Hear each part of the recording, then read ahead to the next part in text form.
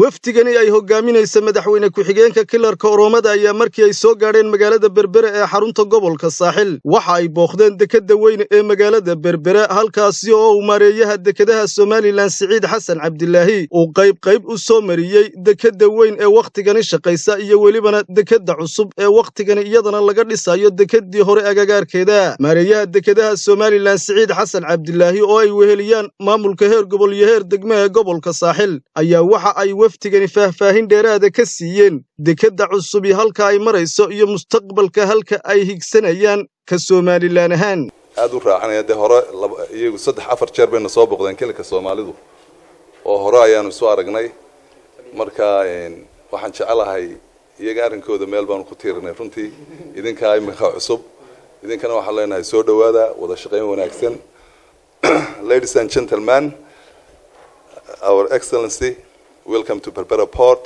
and Berbera region.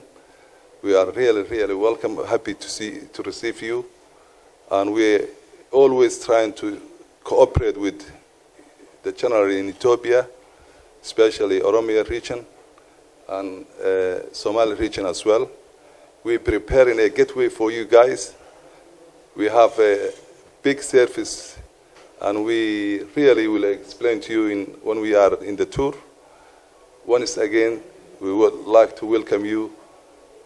Since March 2017, you can say 2.5 years up to now, the port efficiency and capacity has been increasing significantly. If we compare the port volume to last year, the increment is talking about 30%.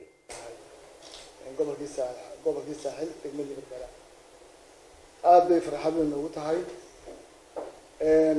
dadku kulli markay cusub yihiin oo ay meel booqdaan waa la sooreeyay xun baa lagu soo dhaweeyaa marka madaxweyne ku-xigeenka Oromia waxaan ku soo dhaweynaa Berbera inay degto halkay guriga ka dhisan lahayd oo badda dhinaceedana aan ku soo dhaweynaa dhanka kalena waftigani ayaa uga mahad celiyay soo dhaweyntoodani maamulka heer gobol iyo heer degmo iyo welibana maareeyaha dekadaha Somaliland waxaana ay tibaaxday in ay ka kilar ahaan soo dhaweynayaan xiriirkan wada shaqeyneed ee dhex maray waxaana ay tilmaantay in ay si weyn u soo dhaweynayaan xiriirka u dhaxeeya wadanka Ethiopia iyo welibana Somaliland waxaana kamid ahaa hadaladeedii Oromo and the Somali are brothers and sisters. I feel that both of nation creating in one country, but unfortunately living in two different countries. I feel like that. Thank you for your hospitality. Somaliland is very near, not only for our neighbor. Ours is also thinking that we are the owner of Berbera Port. You are working day and night.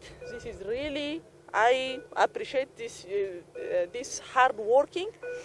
This is good opportunity for two regional, our region especially. After this construction is completed, we may be very much happy. This is facilitating economic cooperation between two countries. عبد الرحمن محمد عقا تلفزيون كعالمي ساب تي في مقالة حبيب Berbera